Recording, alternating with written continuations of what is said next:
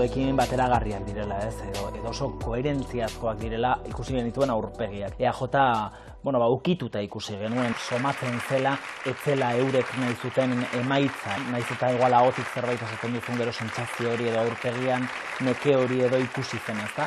EH Bildu nahi zuzen ere, irabazle, eta orduan pozik eta hori ere ikusi zen aurpegietan. Eta gero bai ikusi dituen, itun horietan klabe izango direnak pozik, ez? Ez zuten irabazi, baina irabaziko balute bezala, ez? Edo sentsazio hori ematen zuen. Nik Alderdi Sozialista ikusi nuen pixka goratu egia, baina zakit, ikusi egin beharko dugu, ezta?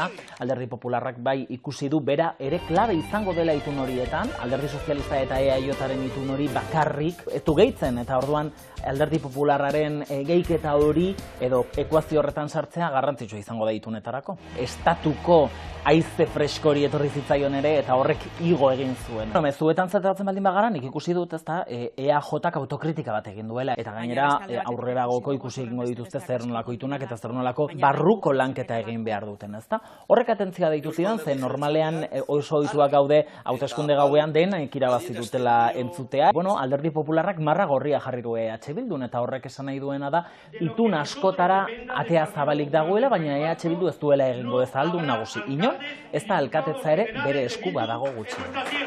Hauteskunde gauean naturaltasuna da nagusi. Pentsatu behar dugu, arratsaldeko 8:00 edo 9:00 inguru elkartzen direla datuak ikusten dituzten bitartean, edaten, jaten, afaltzen, ze egun luzea izan da. Momentuan bertan atera egin behar dira euren mezua ematera, ezta?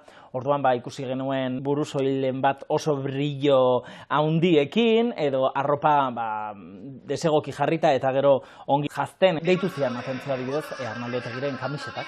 Alkandorarekin ikusi dugu, orain kamisetarekin erosoago egongo zen, segurazki.